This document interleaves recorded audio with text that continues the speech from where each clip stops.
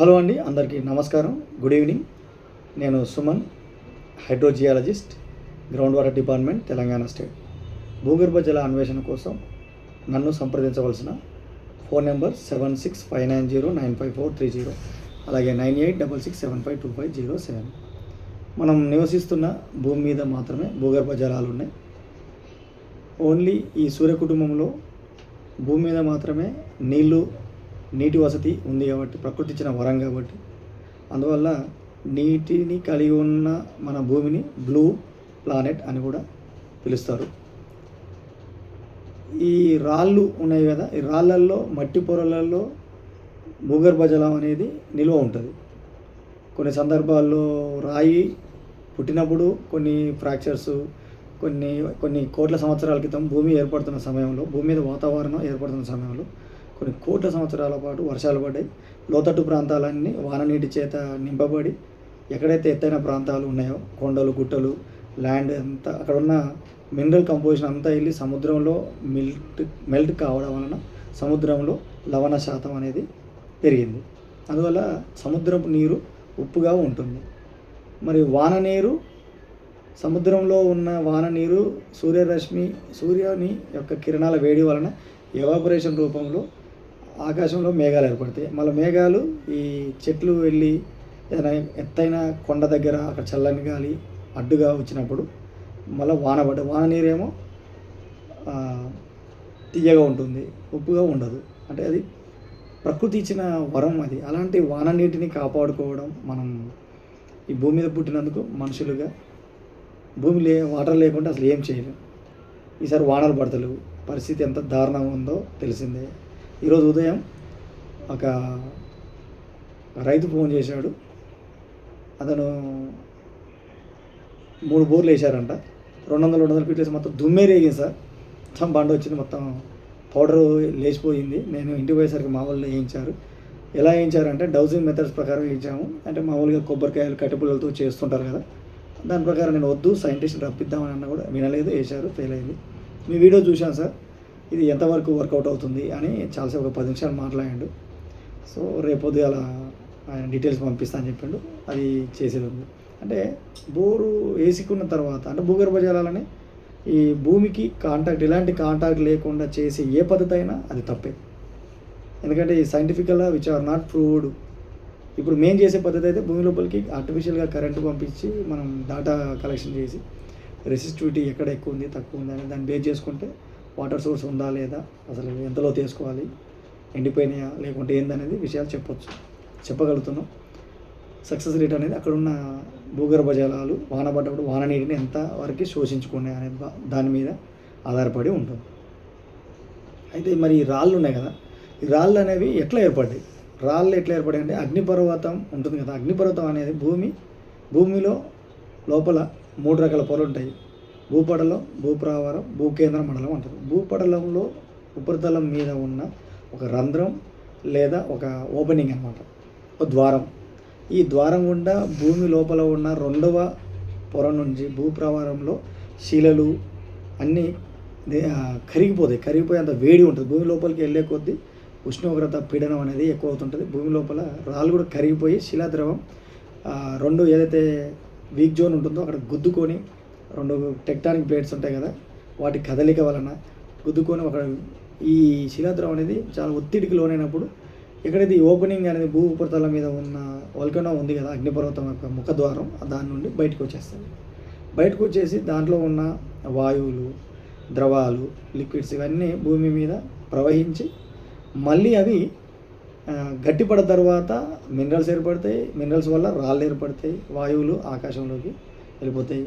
అట్లా ఈ రీసైకిల్ లాగా జరుగుతుంది. వానాకాలం, చలికాలం, ఎండాకాలం ఏ విధంగా ఉంటుందో రాళ్ళు ఏర్పడతాయి. రాళ్ళు ఏర్పడిన తర్వాత వాటి వెదరింగ్, డిసింటిగ్రేషన్, డీకంపోజిషన్ జరిగి కొట్టుకుపోయి న్యాచురల్ ఏజెన్సీస్ వల్ల, అంటే న్యాచురల్ ఏజెన్సీస్ అంటే వాన నీరు, గ్రావిటీ, ఐస్, విండ్, ఎయిర్, వీటి వలన మళ్ళీ కొట్టుకుపోయి ఎక్కడైతే లోతట్టు ప్రాంతాల్లో అక్కడ నది పరివాహక ప్రాంతాలు ఇవి డిపాజిట్ అయినంత లేయర్ బై లేయర్ అయిన తర్వాత ఇక్కడ మనకు వాన పడ్డప్పుడు సముద్రపు కోతకు గురైనప్పుడు మళ్ళీ అన్నీ వెళ్ళి మళ్ళీ సముద్రంలో పడతాయి. వాన నీటి చేత, ప్రవాహం చేత నీటి పడి మళ్ళీ సముద్రం లోపల ఉన్న క్రస్ట్ మాంటిల్ అంటున్నాం కదా, అంటే భూ ప్రావారం దాంట్లో వెళ్ళి మళ్ళీ ఈ అక్కడున్న మ్యాగ్మా చేత మళ్ళీ మెల్ట్ అయ్యి మళ్ళీ ఇది రీసైకిల్, దీన్ని రాక్ సైకిల్ అంటారు.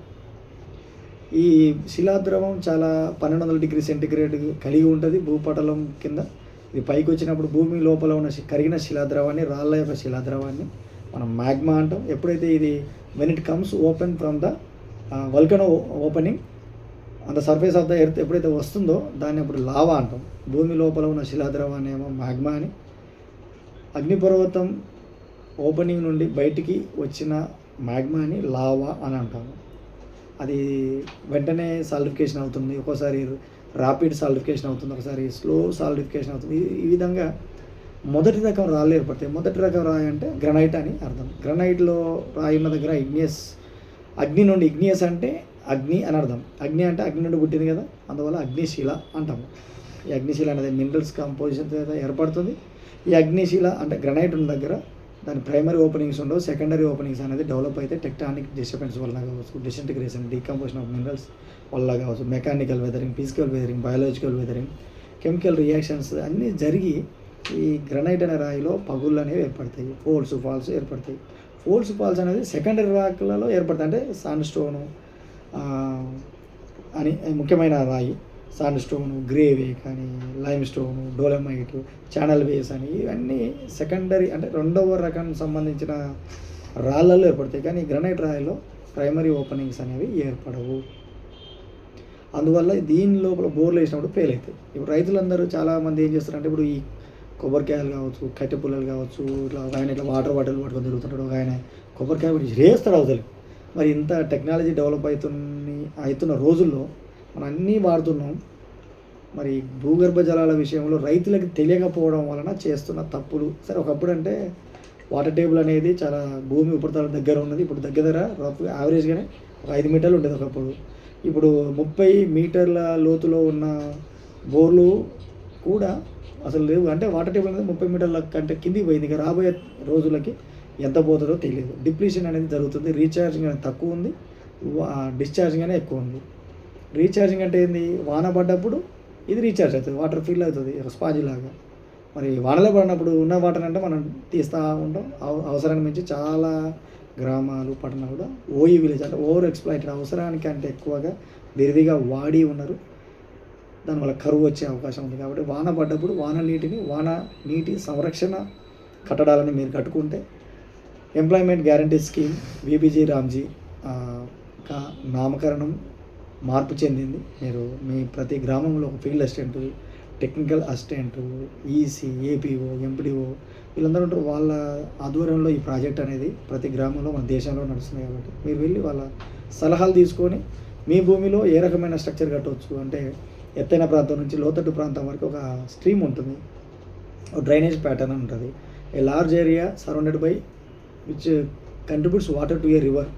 ఎక్కడైతే ఎత్తైన ప్రాంతంలో ఒక ఫస్ట్ ఆర్డర్, సెకండ్ ఆర్డర్ అనే ఒక డ్రైనేజ్ ప్యాటర్న్ అనేది ఇట్లా మూవ్ వెళ్ళి ఎక్కడైతే లోతట్టు ప్రాంతాల్లో, నదీ పరివాహక ప్రాంతాల్లో వెళ్తుంటాయో మన బాడీలో వీన్స్ లాగా అవి కూడా భూమి అంతర్భాగంలో ఏర్పడతాయి. భూమి ఉపరితలం మీద కాలువలాగా ఏర్పడి వాటర్ అనేది వానపడ్డప్పుడు వాన నీరు కొట్టుకొని పోయి నదీ పరివాహక ప్రాంతం, దాని మీద అక్కడ ఫస్ట్ ఆర్డర్లో ఒక రకమైన RFDs, LBDs, rock fill dam, loose boulder structure, check dam, check wall, PT, percolation tank, mini percolation tank, sub surface డైక్.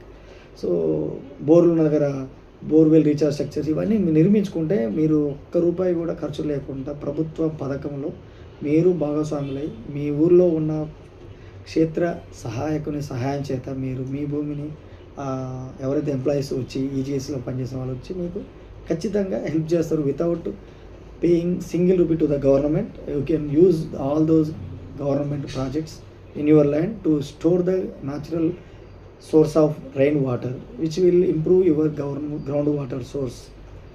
So kindly follow these instructions. You can take information from your field assistants from your village who is working in the employment guarantee scheme.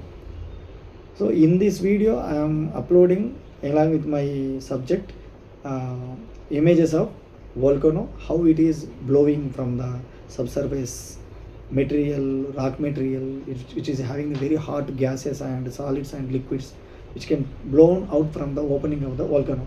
So all these things I have been explain in my own way what I observed about the how the rock cycle is beginning, how it is moving, how it is happening below the surface of the earth in the three layers of the earth crust and mantle and the core. This is the briefly introduction about the rock's origin below the ground. So if you like my video, please subscribe it, share it. If you don't like my video, ignore it and don't follow my channel. Thank you for watching my video for groundwater survey in scientific investigation. I have been working to identify the investigation of the underground water source since 2011 March 24 in groundwater department Telangana.